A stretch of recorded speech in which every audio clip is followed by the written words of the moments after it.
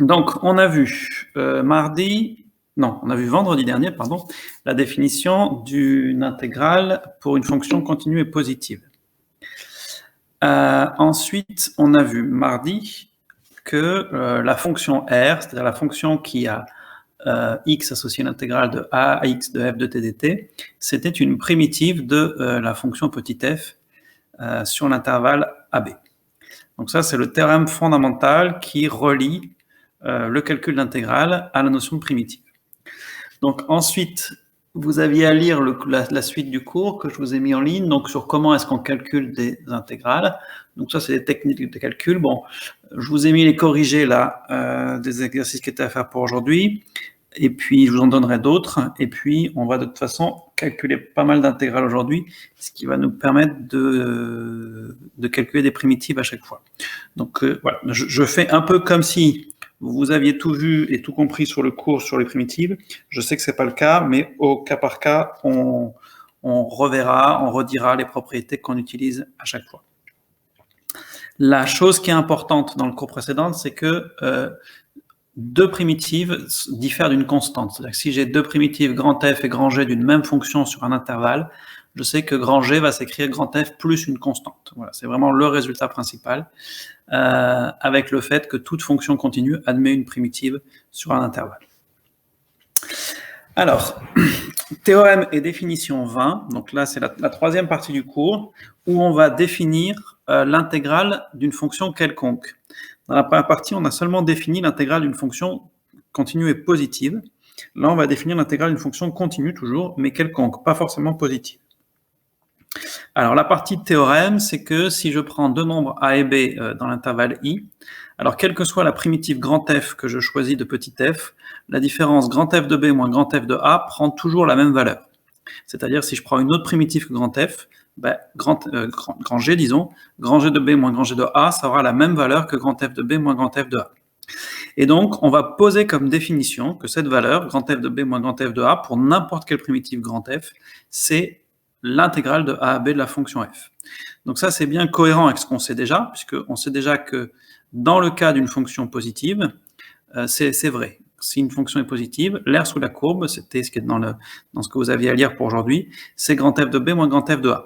Et donc, on va décider de généraliser ça pour une fonction quelconque et de dire l'intégrale, c'est toujours grand F de B moins grand F de A. Donc, la partie théorème, c'est de montrer que cette valeur, grand F de B moins grand F de A, ne dépend pas de la primitive choisie.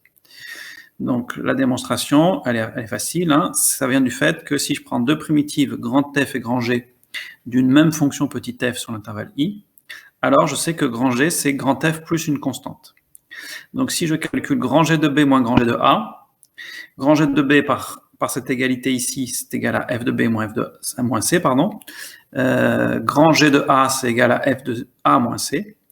Donc, quand je vais enlever le moins devant la parenthèse ici, ça va faire moins f de A plus C. On voit que les C s'en vont, et il reste f de B moins f de A. Donc, quelle que soit la primitive que je prenne, j'ai toujours la même valeur. G de B moins G de A, c'est égal à f de B moins f de A. Donc, cette valeur est bien indépendante de la primitive choisie, et ma définition est bien correcte. Alors, ce qu'on va... donc oui, notation qui est importante, c'est juste une notation qui est pratique, vous allez comprendre pourquoi tout de suite. La différence grand F de B moins grand F de A, qui est donc égale par définition à l'intégrale de A à B de petit f, on va la noter grand F de x entre crochets comme ça et A et B. Alors, vous allez comprendre tout de suite, c'est juste une notation pour que les calculs soient plus pratiques à faire quand on calcule des intégrales. Alors, avant de passer aux exemples, deux remarques. Alors, la première n'est pas forcément très importante pour vous. Donc, par définition, j'ai toujours l'intégrale de petit f entre a et b qui est égale à grand F de b moins grand F de a, où grand F est n'importe quelle primitive de petit f. En particulier, si vous prenez une fonction petit f qui est dérivable sur un intervalle i, et si vous prenez un nombre a dans i, alors, eh bien, une primitive de f', par définition, c'est petit f. Donc, vous pouvez appliquer cette égalité en remplaçant grand f par petit f et petit f par f', puisque grand f, c'est par définition une primitive de f'. Et donc, ça vous donne cette égalité, f de x égale f de a plus l'intégrale de ax de f'. Bon, j'en aurai pas beaucoup d'intérêt cette année, mais c'est bon, si vous poursuivez les maths après le bac, c'est quelque chose qui est assez intéressant comme égalité. Et plus important, dans cette définition, je ne suppose plus que A est plus petit que B. Là, A et B peuvent être n'importe comment, donc c'est ce qu'on avait dit. Mes bornes ici A et B, je peux avoir A plus petit que B ou A plus grand que B, peu importe. La définition sera toujours f de B, donc f de celui qui est en haut ici, moins f de A, c'est-à-dire f de celui qui est en bas. Mais ce n'est pas forcément f du plus grand moins f du plus petit. Et en particulier, comme je ne suppose pas A plus petit que B, je peux aussi avoir A égale B. Et si A égale B, j'obtiens f de A moins f de A, c'est-à-dire 0. Alors, ah oui, pardon, il y a une troisième remarque qui est que si on prend une fonction positive continue avec A plus petit que B, évidemment, les deux définitions d'intégrale qu'on a coïncident. Il ne faut pas qu'on définisse de deux façons différentes. Enfin, il ne faut pas qu'on ait deux définitions qui soient différentes pour un même objet. Donc, pour l'intégrale d'une fonction positive, vous pouvez soit dire que c'est l'aire sous la courbe, soit dire que c'est grand F de B ou moins grand F de A, les deux sont égaux. Ça a été montré dans le paragraphe sur les primitives. Alors voilà, 5 exemples de calcul de primitives qu'on va regarder en détail ensemble. Donc on va les regarder un par un. Donc commençons par l'intégrale I1. Donc I1, intégrale de moins pi à plus pi de sinus t dt. Donc là, on n'est pas dans le cas d'une fonction qui reste positive, puisque le sinus, il est positif sur 0 pi, mais il n'est pas positif sur moins pi plus pi. Donc là, je n'ai pas trop le choix. Là, je vais utiliser ma formule. Donc, il faut, pour calculer cette intégrale, que je trouve une primitive de la fonction sinus. Alors, quelle est une primitive de sinus? Qui me donne une primitive de sinus? Moins cosinus, oui. Donc, du coup, pour calculer cette intégrale, je vais évaluer la fonction moins cosinus entre les deux bornes, moins pi et plus pi. Et c'est là que je vais utiliser cette notation, donc qui correspond à dire, je fais, si j'appelle grand F la fonction moins cosinus, ça revient à dire, je fais grand F de pi moins grand F de moins pi. Et donc, voilà, c'est pratique parce que ça me permet dans un premier temps de dire, pour l'instant, je ne m'occupe pas des bornes, je m'occupe juste de la fonction, et je cherche une primitive. Cette primitive, je l'écris entre les deux crochets, et puis là, je recopie bêtement les deux bornes, moins pi plus pi. Du coup, j'évalue, toujours la borne du haut moins la borne du bas, donc ça fait moins cosinus de pi, moins, parce que c'est f de b moins f de a, moins ici parce que c'est moins cosinus, et moins pi parce que la borne inférieure c'est moins pi. Donc attention à tous ces moins. Donc ça va donner cosinus de pi c'est moins 1, et cosinus de moins pi c'est aussi moins 1. Donc ça fait moins 1, moins 1, moins 1 ça fait plus 1, là aussi, donc ça fait plus 1 moins plus 1, et donc finalement ça fait 0. Donc l'intégrale de cette fonction sinus entre moins pi et pi est nulle. Des questions sur ce premier exemple?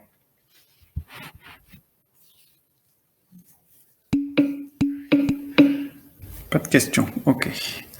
Alors, deuxième exemple. Intégrale de 0 à ln de 3 d'exponentielle x sur 2 dx. Donc là, par contre, j'ai une fonction qui est positive, donc je pourrais dire que l'intégrale, c'est l'aire sous la courbe. Maintenant, je serais bien incapable, avec un schéma, de déterminer quelle est cette aire sous la courbe entre 0 et ln de 3. Donc là, on va passer par la primitive. Maintenant, en général, c'est ce qu'on fera tout le temps, sauf vraiment des cas très particuliers. Donc il faut que je trouve une primitive de ça. Alors, ici, on a un exemple qui est très intéressant pour introduire une technique. On ne connaît pas de primitive d'exponentielle x sur 2. Je connais une primitive d'exponentielle x, c'est exponentielle x, mais exponentielle x sur 2, je ne connais pas. Alors dans le cours, ce que vous avez, c'est les primitives de u' exponentielle u, où u est une fonction. Sauf que là, c'est pas u' exponentielle u. Donc si ma fonction u c'est x sur 2, u' c'est 1,5. Donc il faudrait que j'ai 1,5 ici. Alors tant que ce qui vous manque, ce sont seulement des constantes multiplicatives, eh bien vous pouvez toujours artificiellement les rajouter, et puis compenser pour que ça reste égal. Donc ça veut dire que concrètement ici, je vais multiplier le exponentiel x sur 2 par 1,5. Ça c'est pour faire apparaître la dérivée ici de x sur 2. Et puis je multiplie par 2 pour que ça reste égal. Le 2 fois 1,5 au final ça fait 1. Donc ça l'intérêt, c'est que maintenant ici, 1,5 d'exponentielle x sur 2, c'est une forme u' exponentielle u. Et u' exponentielle u, ça dans le cours, on a donné une primitive de u' exponentielle u, c'est exponentielle u. Et le 2 qui est devant, il ne pose pas de problème, parce qu'on a dit dans le cours aussi que si j'avais une fonction petit f, et une constante k, une primitive de k fois f, c'est k fois grand F. Donc du moment que je sais primitiver la fonction qui est là, eh bien je sais primitiver cette fonction fois n'importe quel nombre. Donc ici, en l'occurrence, ça va donner 2 fois exponentielle x sur 2, hein, puisque là j'ai une forme u' exponentielle u, donc une primitive c'est exponentielle u, et c'est multiplié par une constante k, donc je retrouve cette constante k ici. Et ça, je dois donc l'évaluer entre 0 et ln de 3. Alors concrètement, ça nous fait, on remplace x par ln de 3, donc 2 exponentielle ln de 3 sur 2, moins 2 exponentielle 0 sur 2. Alors là, ici, le 0 sur 2, il va faire 0, exponentielle 0, on connaît. Et ici, le exponentielle ln de 3 sur 2. Alors faites attention, tant que c'est écrit comme ça, vous ne pouvez pas le simplifier. Nous, ce qu'on sait, c'est que exponentielle de ln de a, ça fait a, pour tout a positif. Mais exponentielle de ln de a sur 2, il n'y a rien dans le cours qui me dise que ça fait. Mais par contre, faire ln de 3 divisé par 2, c'est la même chose que faire 1 demi de ln de 3. Et 1 demi de ln de a, on sait d'après le cours sur le logarithme que ça fait ln de racine de a. Donc ici, le ln de 3 sur 2, c'est-à-dire 1 demi de ln de 3, je vais l'écrire ln de racine de 3. Comme ça, ici, j'ai la fonction exponentielle, la fonction ln qui s'enchaînent, et ça, je sais que ça va donner racine de 3. Donc, et le exponentiel 0 donne 1, donc 2 fois 1, ça fait 2. Donc au final, cette intégrale vaut 2 racines de 3 moins 2. Est-ce qu'il y a des questions sur ce dernier exemple, sur ce deuxième exemple, pardon?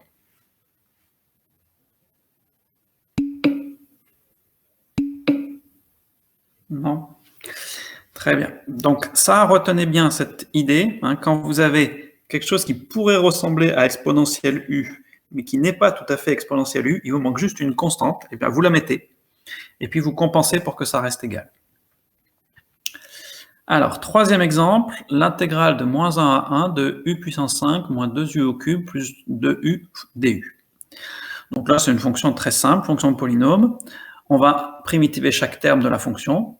Donc une primitive de u puissance 5, c'est u puissance 6 sur 6.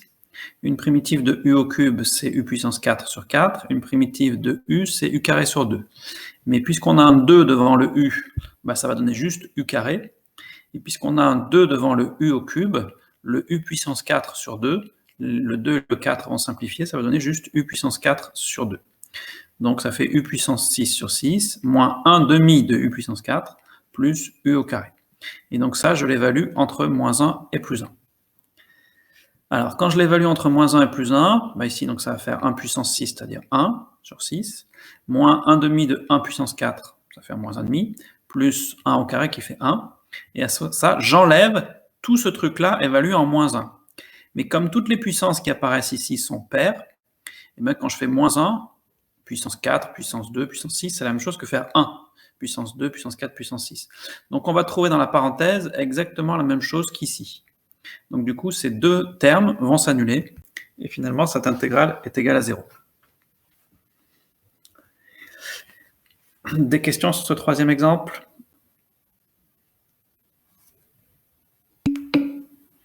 Non? Très bien.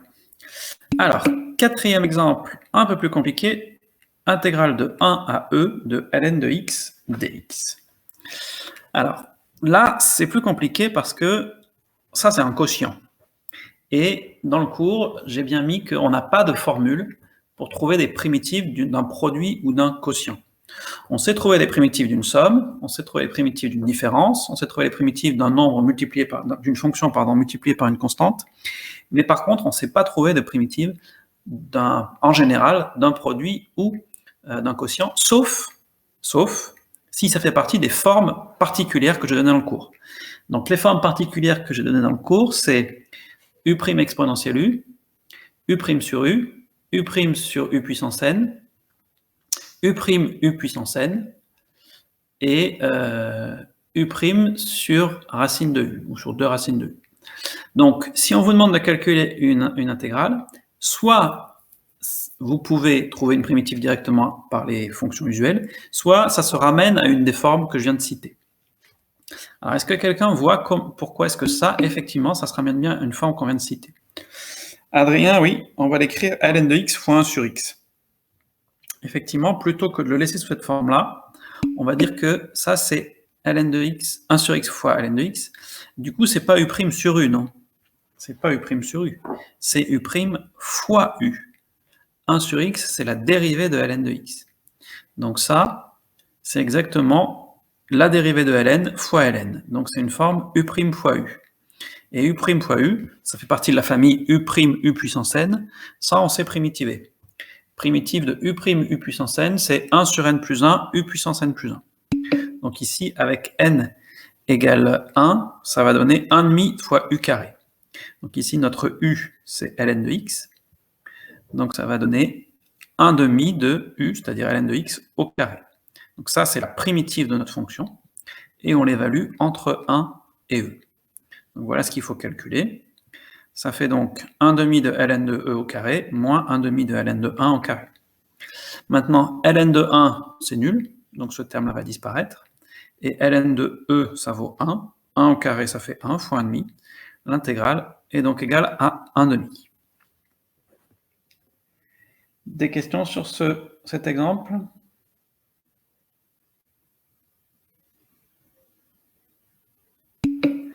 Non? Très bien. Alors, dernier exemple un peu similaire. I5 égale l'intégrale de e à e au carré de dt sur t fois ln de t. Alors, ça, c'est l'occasion aussi de rencontrer ça, qui est un petit abus de notation. Normalement, on devrait écrire 1 sur t ln de t dt. Mais souvent, quand on a une fraction avec 1 sur quelque chose dt, ou dx ou dy, peu importe, on va mettre le dt à la place du 1. Donc ça, il faut le voir comme 1 sur t ln de t dt. Alors, est-ce que vous voyez comment ça peut se ramener à une forme du cours?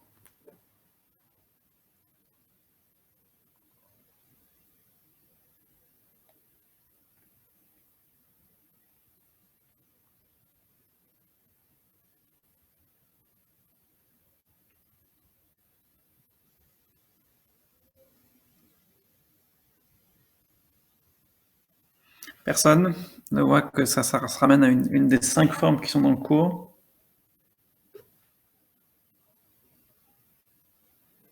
Non?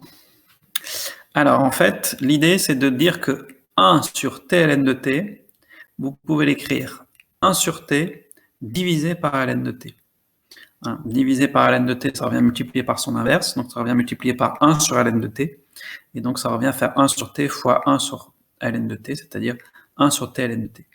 Et pourquoi l'écrire comme ça? Parce que là, maintenant, on va avoir une forme u' sur u. 1 sur t, c'est la dérivée de ln de t. Donc ce quotient, c'est exactement une forme u' sur u. Du coup, d'après le cours, je sais que u' sur u, ça a pour primitive ln de valeur absolue de u. Donc ici, ce n'est pas des parenthèses, hein, c'est des valeurs absolues.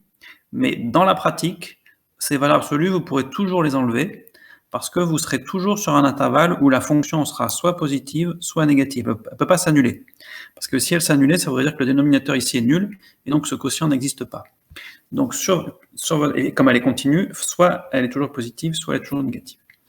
Donc ici, en l'occurrence, entre e et e au carré, le ln il reste toujours positif.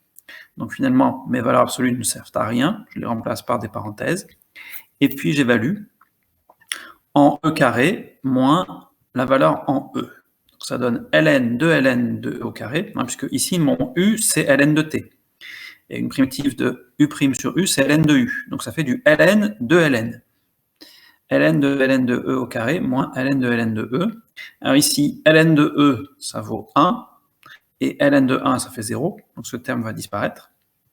Et ici, ln de e au carré, ça fait 2, et donc on va avoir juste ln de 2 qui va rester. Donc voilà la valeur de cette intégrale. Des questions?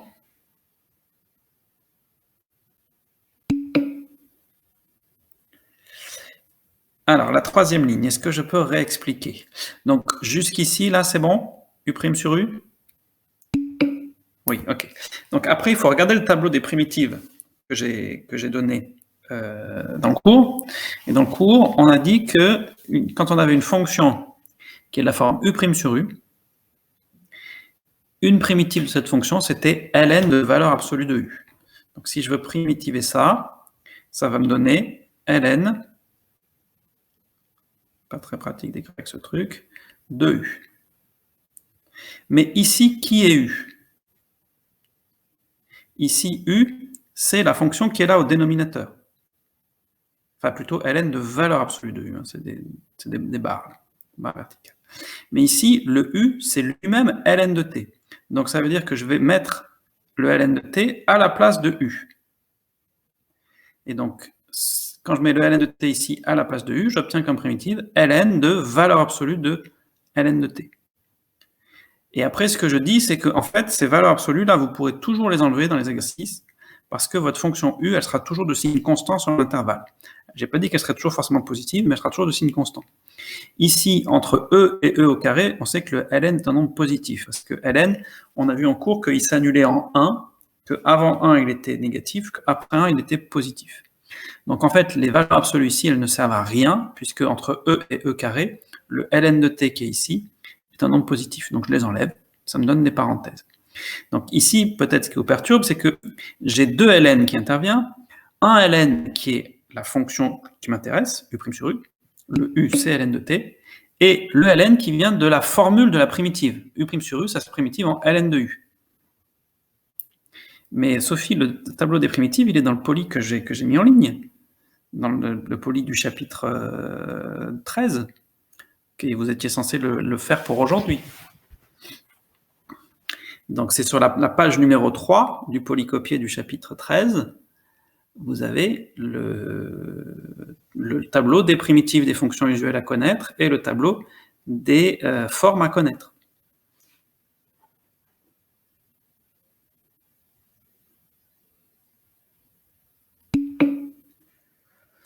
Ok, donc u' sur u, une primitive, c'est ln de u. Même il se trouve que ici u c'est ln de t, donc finalement ça va faire ln de ln de t. Et donc après calcul, ça donne ça. Est-ce que c'est plus clair, Élise, ou pas du tout? Ok, d'accord, super. D'autres questions?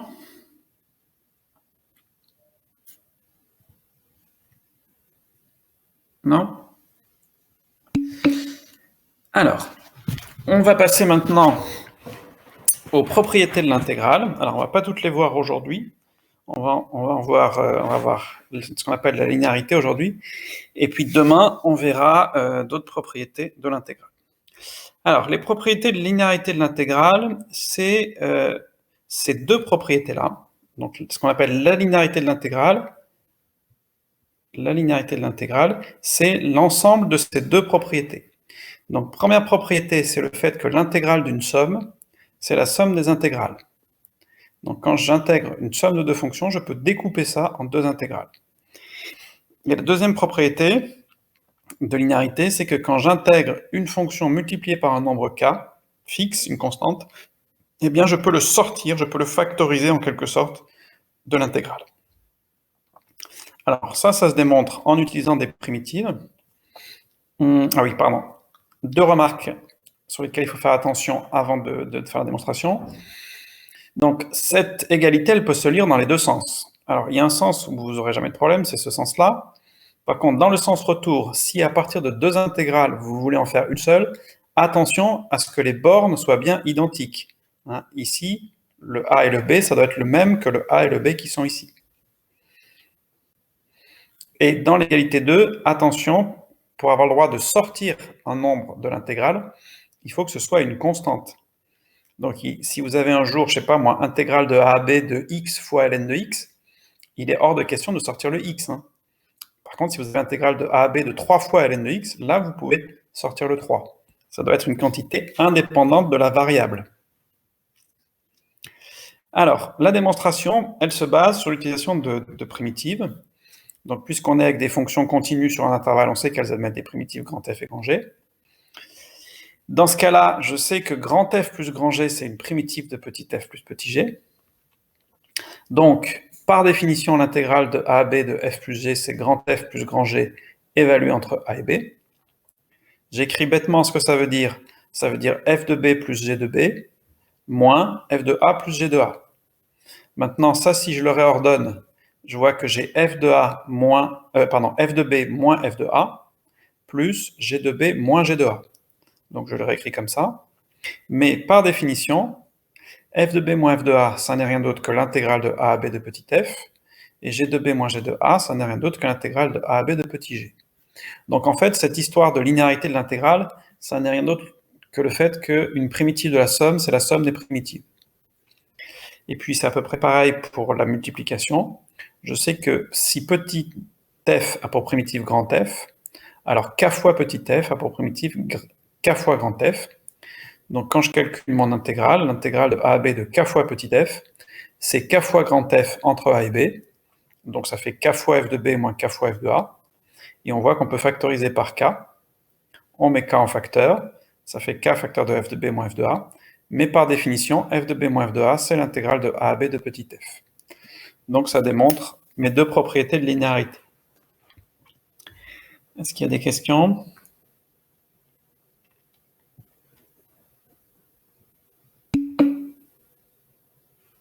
Non? Très bien. Alors, deux exemples d'utilisation de la linéarité. Calculer l'intégrale de 0 à 1 de 3 moins 4 racine de 1 moins u carré du, et calculer la somme de ces deux intégrales. Donc pour la première, par linéarité de l'intégrale, je vais pouvoir... Alors la linéarité, c'est deux choses. Hein. C'est le fait que l'intégrale d'une somme, c'est la somme des intégrales, et c'est aussi le fait que quand j'ai des constantes, je peux les factoriser, je peux les mettre devant le symbole intégral. Et donc je peux faire ça tout d'un coup. Donc c'est ce que je vais faire ici. L'intégrale de cette fonction, je vais la séparer en deux. Je vais dire d'un côté j'ai 3, puis d'un autre côté j'ai moins 4 fois racine d'un moins u carré. Donc je sépare en deux. Et puis le moins 4 ici, qui est une constante, eh bien, je peux le mettre en facteur de l'intégrale. Donc ça va donner l'intégrale de 3 du moins 4 fois l'intégrale de 0 à 1 de racine de 1 moins u carré du. Donc là, j'ai utilisé les deux propriétés de linéarité. La première pour couper en deux intégrales, et la deuxième pour sortir le moins 4 de mon intégrale. Alors maintenant, ces deux intégrales, je sais les calculer, oui, si je sais les calculer. Là, ici, j'ai l'intégrale d'une constante, et on avait vu que l'intégrale d'une constante, dans la remarque 5 du cours, c'était la constante fois b moins a. Donc ça va faire 3 fois 1 moins 0. Et puis ici, intégrale de 0 à 1 de racine de 1 moins u carré, vous reconnaissez le troisième exemple qu'on avait fait vendredi dernier, qui était l'intégrale qui nous avait conduit à un quart de disque, et la surface, l'aire d'un quart de disque. Donc, je ne refais pas ce calcul, on l'a déjà fait, on avait montré que cette intégrale, elle valait pi sur 4, c'était dans l'exemple 4 du cours. Donc, cette intégrale, je sais la calculer, c'est l'intégrale d'une constante, c'est 3 fois b moins a, donc ici 3 fois 1 moins 0, moins 4 fois cette intégrale que j'ai déjà calculée, et on avait montré qu'elle valait pi sur 4, donc, après calcul, je trouve que ça fait 3 moins pi. Deuxième exemple, calculer j égale la somme de ces deux intégrales. Intégrale de 0 à pi de cosinus carré t dt, plus intégrale de 0 à pi de sinus carré t dt. Donc là, j'ai deux intégrales qui ont les mêmes bornes, hein, 0 pi, 0 pi. Donc je vais pouvoir en faire une seule intégrale. Donc je fais l'intégrale de 0 à pi de cosinus carré plus sinus carré t dt. Et donc là, j'espère que tout le monde voit pourquoi je fais ça, parce que je sais que cosinus carré plus sinus carré, quelle que soit la valeur de t, ça fait toujours 1. Donc finalement, ça c'est juste l'intégrale de 0 à pi de 1 fois dt. Et ça, je sais calculer, l'intégrale d'une constante entre 0 et pi, je sais que c'est la constante fois pi moins 0, donc 1 fois pi moins 0, et c'est donc égal à pi. Donc cette intégrale, cette somme d'intégrales, j, égale l'intégrale de 0 cosinus carré plus sinus carré dt, au final, c'est égal à pi. Est-ce qu'il y a des questions sur ces deux exemples d'utilisation de la linéarité?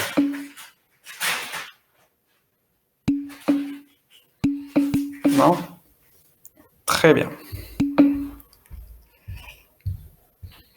Alors, on passe à la suite. L'interprétation graphique de l'intégrale d'une fonction qui est négative. Donc, pour une fonction positive, on sait que l'intégrale, c'est l'aire sous la courbe.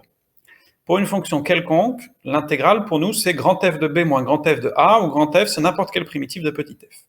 Cependant, dans le cas où la fonction reste négative sur l'intervalle, on peut donner une interprétation graphique de l'intégrale.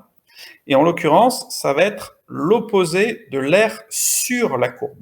Donc, qu'est-ce que j'appelle l'air sur la courbe? C'est l'air qui est situé entre l'axe des abscisses, qui est au-dessus cette fois-ci, puisque ma fonction est négative, donc elle se situe en dessous de l'axe des abscisses. Donc, je prends l'air qui est délimité au-dessus par l'axe des abscisses, en dessous par la courbe de la fonction f, et comme toujours, à droite et à gauche, par les droites x égale a, x égale b. Donc ça, c'est ce que je vais appeler l'air sur la courbe. Mais attention, dans ce cas-là, l'intégrale, ça n'est pas égal à l'air, c'est égal à moins l'air. C'est l'opposé de l'air sur la courbe. Alors, pourquoi? Pour le voir, on va regarder la fonction g qui est égale à moins f. Cette fonction g qui est égale à moins f, c'est une fonction qui a une courbe qui est symétrique par rapport à l'axe des abscisses par rapport à la courbe de f. Donc si la courbe de f est ici, moins f, c'est-à-dire g, ça va être sa symétrique par rapport à l'axe des ordonnées. Alors l'avantage de cette fonction g, c'est que puisque f est une fonction négative, la fonction g, elle, qui est égale à moins f, va être positive. Et le deuxième avantage, c'est que la symétrie, on sait que ça conserve les distances, et donc ça conserve les aires. Donc ici, l'air sur la courbe de f, qui est assuré, va être égal à l'air sous la courbe de g, qui est en bleu. Or, je sais que l'air sous la courbe de g, c'est égal à l'intégrale de g, puisque g est une fonction continue et positive. Donc du coup, ce que je peux écrire, puisque f est négative et continue, g est positive et continue, donc la surface d, donc d, je vous rappelle, c'est l'air qui est assuré ici. Mais par symétrie, cette R, elle est aussi égale à l'air qui est en bleu. Donc cette R d est égale à l'intégrale de g, puisque g c'est une fonction positive, mais g par définition c'est moins f. Or par linéarité, le moins qui est ici, je peux le sortir. Hein. Un moins, ça veut dire moins une fois. Donc je peux mettre un moins 1 à l'extérieur de l'intégrale. Et donc j'obtiens que d, c'est moins l'intégrale. Donc ça prouve bien que dans ce cas-là, l'intégrale, c'est l'opposé de l'air sous la courbe, de l'air sur la courbe. D'accord? Donc pour une fonction positive, l'intégrale, c'est l'air sous la courbe.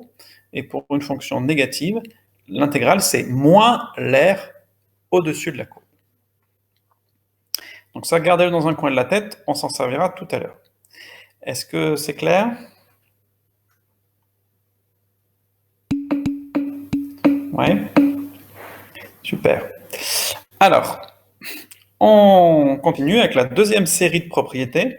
Donc, première série de propriétés, c'était la linéarité. Deuxième série de propriétés, ce qu'on appelle la positivité et la croissance de l'intégrale. Donc ici, je considère deux fonctions continues de signe quelconque sur un intervalle i, et je prends deux éléments a et b tels que a est inférieur à b. Donc là, c'est important. Il faut absolument que pour que ce que j'écris après soit vrai, a soit plus petit que b. Éventuellement égal, mais forcément inférieur ou égal. Alors, vous pouvez affirmer deux choses. Vous pouvez affirmer que si la fonction f est positive sur l'intervalle ab, son intégrale est positive. Et vous pouvez affirmer que si f est plus grande que g, alors l'intégrale de f est plus grande que l'intégrale de g. Donc ça, c'est une propriété qu'on appelle la positivité de l'intégrale. La positivité de l'intégrale, c'est dire que si une fonction est positive, son intégrale est aussi positive. Et la croissance de l'intégrale, ça revient à dire que mettre des intégrales, ça conserve l'ordre. Si f est plus grande que g, l'intégrale de f est plus grande que l'intégrale de g. De manière générale, en maths, dès qu'on parle de croissance de quelque chose, c'est toujours l'idée de conserver les inégalités. Dire qu'une fonction est croissante, ça veut dire que si a est plus petit que b, f de a est plus petit que f de b. Ça conserve l'inégalité. On va dire que l'intégrale est croissante, c'est la même chose, sauf que là, on n'agit pas sur des nombres, on agit sur des fonctions. Donc si la fonction f est toujours supérieure à la fonction g, alors son intégrale, l'intégrale de f, sera aussi plus grande que l'intégrale de g. Alors attention, ça n'est vrai que si a est plus petit que b. Si a est plus grand que b, c'est faux. En fait, ça va être exactement le contraire. Là, ça va être négatif et là, ça va être dans l'autre sens. Mais dans la pratique, a sera toujours plus petit que b quand il faudra utiliser ce genre de choses. Alors, démonstration de ces propriétés. Donc la première propriété, c'est la positivité de l'intégrale. Alors ici, je travaille avec une fonction qui est positive. Donc pour une fonction positive, j'ai deux façons de voir l'intégrale. Je peux soit la voir comme l'air sous la courbe, soit la voir avec la définition 15 que j'ai donnée aujourd'hui, c'est grand f de b moins grand f de a. Et donc je vais vous montrer que quelle que soit la définition que je prenne, alors j'obtiens toujours le fait que l'intégrale d'une fonction positive est positive. Première démonstration, si j'utilise ce qu'on a vu au tout début du cours. Comme f est une fonction continue et positive, son intégrale c'est une r. Et comme c'est une r, bah, c'est un nombre positif. Donc l'intégrale d'une fonction positive, c'est bien positif. Deuxième démonstration, si maintenant j'utilise la définition qu'on a vue aujourd'hui. Donc je prends une primitive grand F de petit f, l'intégrale de a à b de petit f, donc c'est grand F de b moins grand F de a, et il faut que je montre que cette quantité est positive. Alors pour ça, ce que je peux remarquer, c'est que, eh bien, par définition, puisque grand F c'est une primitive de petit f, la dérivée de grand F c'est égal à petit f, grand F' égale f. Mais je sais par hypothèse que ce petit f c'est un nombre positif. Donc ça me dit que la fonction grand F est croissante, puisque sa dérivée est positive, c'est donc que c'est une fonction qui est croissante sur l'intervalle i. Or, et c'est là qu'on voit bien l'hypothèse apparaître, puisque a est plus petit que b, et que ma fonction est croissante, grand F de a est plus petit que grand F de b. Et donc quand je fais la différence des deux, grand F de b moins grand F de a, c'est un nombre positif. Donc cette intégrale est bien positive. Donc vous voyez que quelle que soit la définition que je prenne, j'obtiens le même résultat évidemment, que c'est un nombre, que l'intégrale est positive si la fonction elle-même est positive. Alors, ensuite, la démonstration de la croissance. Donc la croissance de l'intégrale, c'est de dire que si une fonction f est plus grande qu'une fonction g, l'intégrale de f est plus grande que l'intégrale de g. Alors pour ça, on va se ramener en fait à ce qu'on vient de faire, on va se ramener à la croissance, à la positivité, pardon, en introduisant la fonction h, qui à x associe la différence f de x moins g de x. Alors pourquoi est-ce que je vais regarder cette fonction? Bon, bah déjà, comme f et g sont toutes les deux continues, h est continue, puisque c'est une différence de fonction continue, elle est continue sur i. Et de plus, puisque mon hypothèse c'est que f de x est plus grand que g de x, eh bien h de x est une fonction positive, puisque je soustrais deux nombres avec le premier qui est plus grand que le deuxième. Donc cette différence est positive. Et donc du coup, h, c'est une fonction qui est continue et positive sur l'intervalle AB, donc je sais que son intégrale est positive. L'intégrale de h est positive, c'est ce qu'on vient de montrer juste avant. Mais maintenant, si je regarde ce que c'est que l'intégrale de h, par linéarité de l'intégrale, donc h c'est f moins g, et je sais que l'intégrale de f moins g, par linéarité, c'est l'intégrale de f moins l'intégrale de g. Donc là, encore une fois, j'utilise les deux propriétés de la linéarité. Je dis que f moins g, c'est f plus moins g, donc je sépare en deux, intégrale de f plus intégrale de moins g, et ensuite je dis que moins g, c'est moins une fois g, donc je peux mettre le moins en facteur. Donc ici, je peux directement dire que l'intégrale de f moins g, c'est intégrale de f moins intégrale de g. Mais donc, puisque je sais que cette intégrale est positive, j'en déduis que l'intégrale de f moins l'intégrale de g est positive, et donc l'intégrale de f est plus grande que l'intégrale de g. Donc voilà comment on ramène en fait la croissance à la positivité. Des questions sur cette preuve?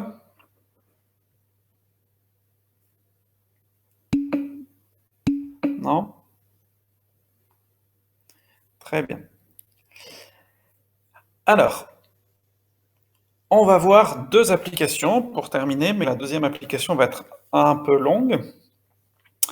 Donc, exemple 27 du cours, comparer les deux intégrales I1 et I2. Et puis, deuxième exemple, on va regarder une suite définie à l'aide d'intégrales. Ça, c'est un truc assez classique, de définir une suite à l'aide d'intégrales et puis essayer de dire des choses sur cette suite sans jamais en fait calculer vraiment explicitement cette suite. On ne va pas calculer explicitement IN, mais on va quand même arriver à montrer qu'elle est décroissante et qu'elle est minorée sans la calculer. Alors, on commence par le premier exemple, qui est l'exemple le plus basique. Donc, je ne l'ai pas réécrit. Je dois comparer ces deux intégrales-là. Je dois comparer l'intégrale de 0 à 1 d'exponentielle t dt avec l'intégrale de 0 à 1 d'exponentielle t carré dt. Alors, ce qui est fondamental à retenir, c'est que comme on intègre deux fonctions sur le même intervalle, ici, mes deux intégrales vont de 0 à 1, eh bien, pour comparer les intégrales, il suffit de comparer les fonctions. Ça, c'est exactement ce qu'on vient de prouver. Si on arrive à montrer qu'une fonction est plus grande qu'une autre, eh bien, l'intégrale entre 0 et 1 de celle-ci sera plus grande que l'intégrale entre 0 et 1 de la deuxième. Donc, plutôt que d'essayer de comparer les intégrales, je vais comparer les fonctions. Alors, notez que ici, je pourrais calculer cette intégrale-là, L'intégrale d'exponentielle t, c'est facile, parce qu'une primitive d'exponentielle, c'est elle-même. Par contre, celle-là, vous pouvez toujours essayer, vous n'y arriverez pas, et vous n'y arriverez pas pour la bonne raison que on a démontré qu'en fait, c'est pas possible de trouver une expression simple de primitive de cette fonction. Exponentielle t carré, il n'est pas possible d'en trouver une primitive à l'aide des fonctions que vous connaissez, les fonctions de base, ln, exponentielle, cosinus, sinus, enfin toutes les fonctions de référence. Ce n'est pas possible de trouver une primitive de cette fonction. Donc, inutile d'essayer de calculer cette intégrale, on n'y arrivera pas. Mais ce n'est pas la question. La question, c'est comparer I1 et I2, et pour ça, je vais juste comparer les deux fonctions que j'intègre. Donc, allons-y. Je prends un t qui est entre 0 et 1, puisqu'il suffit de comparer les fonctions sur l'intervalle d'intégration. Ce n'est pas la peine de les comparer partout où elles existent. Il suffit de les comparer là où on intègre. Donc nous, puisqu'on intègre sur 0, 1, on va prendre un t entre 0 et 1. Et pour les nombres qui sont entre 0 et 1, je sais que le carré est plus petit que le nombre. T carré est plus petit que t. Donc, si je compose avec la fonction exponentielle, comme la fonction exponentielle est croissante sur R, je vais avoir exponentielle t carré plus petit qu'exponentielle t. Donc, dans mes deux intégrales, I1, I2, j'ai montré que la fonction qui est ici est toujours plus petite sur 0,1 que la fonction qui est là. Donc, du coup, je peux utiliser la croissance de l'intégrale et dire, puisque cette fonction est plus petite que celle-là sur 0,1, l'intégrale d'exponentielle t carré est plus petite que l'intégrale de exponentielle t. Et donc, au final, ça prouve que I2 est inférieur ou égal à I1. Donc, voilà, en général, quand il va falloir comparer les intégrales, il va falloir faire ça. Il va falloir comparer les fonctions, et après, une fois qu'on arrive à comparer les fonctions, il n'y a plus rien à faire, parce qu'on sait que les intégrales, ça conserve les inégalités. Des questions? Pas de questions? Alors, on termine par le deuxième exemple. Donc, le deuxième exemple, c'était l'étude de la suite IN qui est définie par intégrale de 0 à pi sur... Ah mince, c'était pi sur 3. Bon, du coup, on va mettre pi sur 2, parce que j'ai fait tout le reste avec pi sur 2. Donc ici, on va mettre pi sur 2, hop, de sinus t puissance n dt. Alors, c'était pas demandé dans l'énoncé, mais avant de répondre aux deux questions qui étaient montrer qu'elle est décroissante et montrer qu'elle est minorée, on va calculer quelques termes de cette suite, parce que c'est un bon exercice de calcul de primitives et d'intégrales. Donc, I0, qu'est-ce que c'est? I0, c'est l'intégrale de 0 à pi sur 2 de sinus t puissance 0 dt. Mais la puissance 0 d'un nombre, ça fait 1. Donc, ça revient à intégrer de 0 à pi sur 2, 1, la constante 1. Et donc, ça fait 1 fois pi sur 2 moins 0, parce que là, j'ai une constante. On sait que l'intégrale d'une constante, c'est la constante fois b moins 1. Donc, l'intégrale de 0 à pi sur 2 de sinus t puissance 0, donc de 1, ça fait pi sur 2. Deuxième exemple, enfin, deuxième terme de la suite, l'intégrale de 0 à pi sur 2 de sinus de t. Alors ça, c'est pas très compliqué non plus, c'est sinus de t puissance 1. Donc faire puissance 1, ça revient à ne rien faire du tout. Donc ça nous donne sinus t. Sinus t, on connaît une primitive. On l'a dit tout à l'heure, une primitive de sinus, c'est moins cosinus. Donc, je vais calculer moins cosinus entre 0 et pi sur 2. Ça fait donc moins cosinus pi sur 2, moins cosinus 0. Il y a peut-être une parenthèse en trop ici. Peu importe. Et donc, en pi sur 2, le cosinus s'annule, donc ça disparaît. Ce terme-là, il disparaît. Et il nous reste juste ce terme-là, moins et moins, ça va faire plus, cosinus 0 vaut 1. Donc finalement, I1 est égal à 1. Alors, plus intéressant, le calcul de I indice 2. Intégrale de 0 à pi sur 2 de sinus t, le tout au carré dt. Qui revient à faire intégrale de 0 à pi sur 2 de sinus carré t dt. Alors, sinus carré, on ne sait pas trouver de primitive. Ça ne rentre pas dans ni les fonctions de référence, ni les formes du cours dont on sait trouver des primitives. Alors, l'astuce ici, ça va être de transformer le sinus carré en quelque chose qui est plus simple à primitiver. Et pour ça, on va utiliser des formules de trigonométrie. En l'occurrence, on va utiliser les formules de duplication. Donc, on avait vu dans le chapitre, je ne sais plus combien, le 8, sur la trigonométrie, que cosinus de 2t, c'est égal à 1 moins 2 sinus carré t. Donc, dans cette formule, je peux isoler sinus carré et dire que sinus carré, c'est égal à 1 moins cosinus 2t sur 2. J'échange les cosinus et le sinus carré, et du coup, ça me donne cette formule. Alors, pourquoi est-ce que ça, c'est mieux que ça? Eh bien, d'un point de vue intégral, je préfère largement avoir ça que ça, parce que un carré, c'est un produit. Et un produit, je ne sais pas primitiver. Alors que ça, c'est une somme. C'est une somme de deux fonctions, 1,5 et 1, enfin c'est une différence, mais une différence, je peux le voir comme une somme d'un nombre de sommes opposées. 1,5 et moins cosinus de t sur 2. Et ça, je sais primitiver, et donc je sais primitiver la différence. Donc quand je peux transformer une puissance ou un produit en somme, j'ai toujours intérêt à le faire. Ça, c'est ce qu'on appelle linéariser. J'en avais déjà parlé à la fin du chapitre 10, sur les histoires de linéarisation. On va y revenir tout à l'heure. Alors du coup, je vais remplacer mon sinus carré par 1 moins cosinus de t sur 2.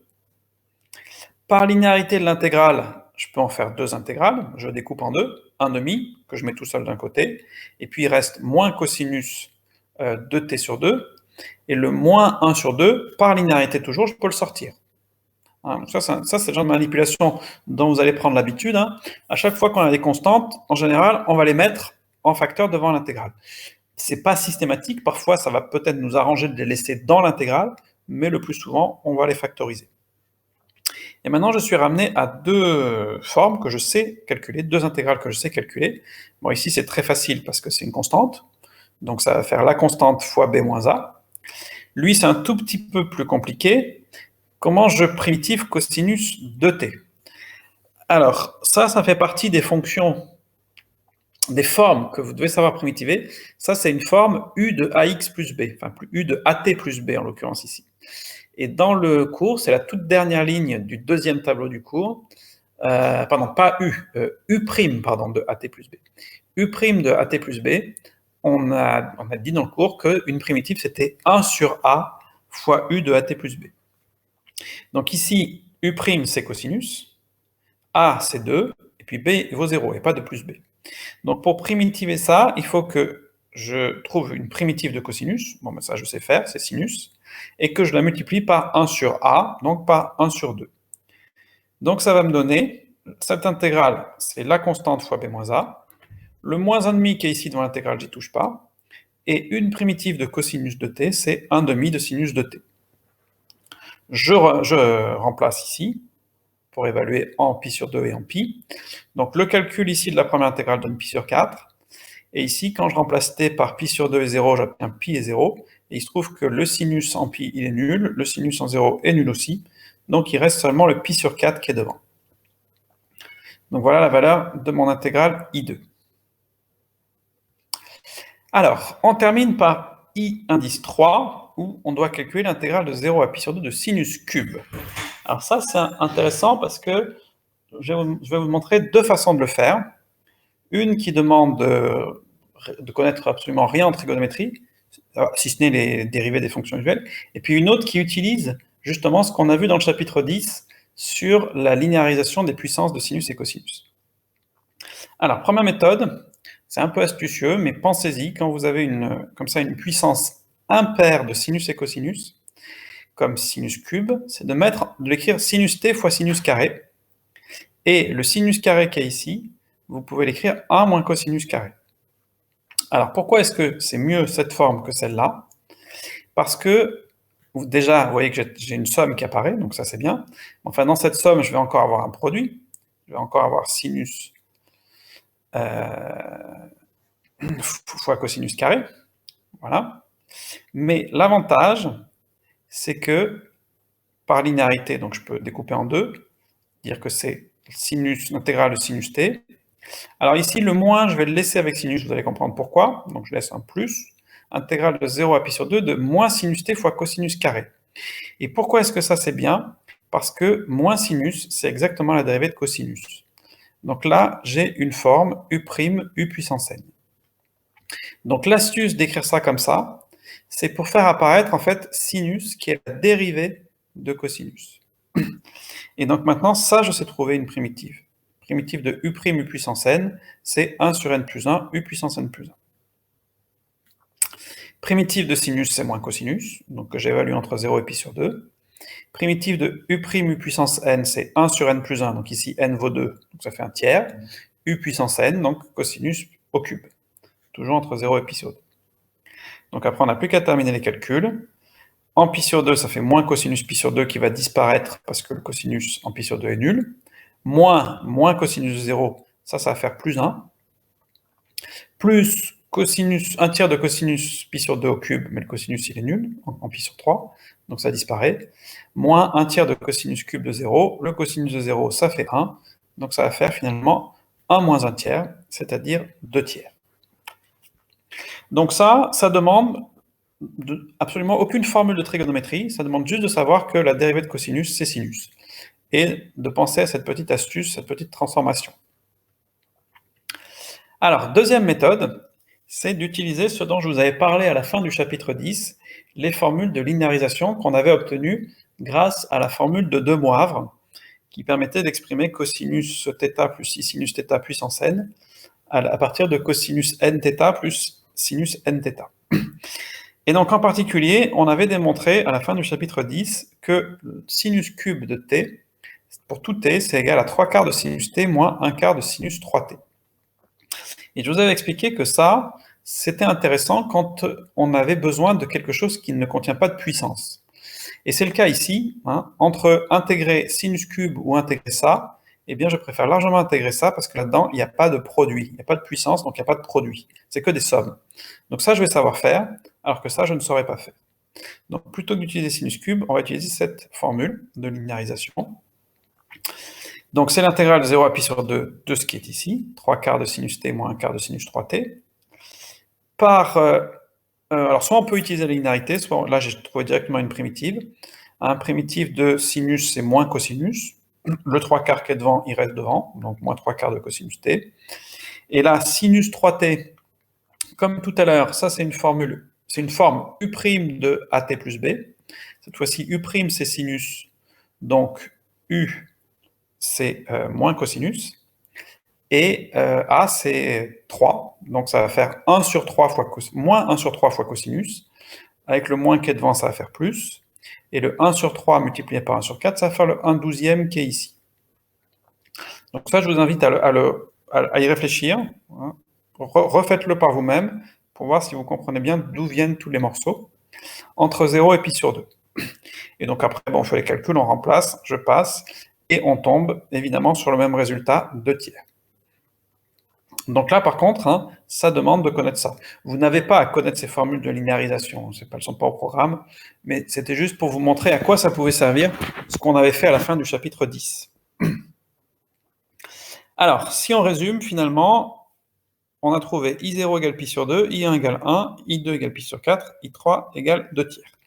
Bon, c'était pas demandé par l'énoncé, mais c'était un bon exemple qui m'a permis de vous montrer quelques techniques de calcul d'intégrale. Des questions ?